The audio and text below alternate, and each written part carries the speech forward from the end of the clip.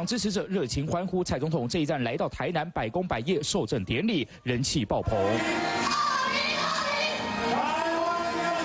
要拼立委选战的也紧紧跟着蔡总统，要靠小英光环加持选情。蔡总统也喊出台南6席立委全雷打。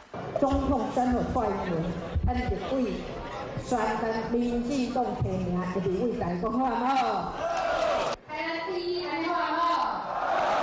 所以市长，你的责任很重哦。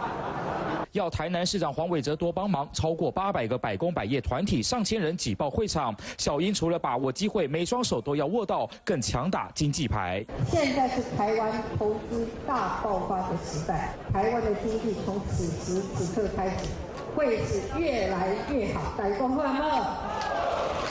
一讲完，掌声如雷。这一趟来到台南，蔡总统的行程可说是马不停蹄。请揭牌，2020台湾要赢。 前一秒，小英还穿着西装外套替台南竞选总会揭牌，上百位支持者把会场挤得水泄不通，而蔡总统也再次展现护主权的决心。台湾的民主自由，咱一定甲保护好，安尼好唔好？好，用很多的票来告诉全世界的人说。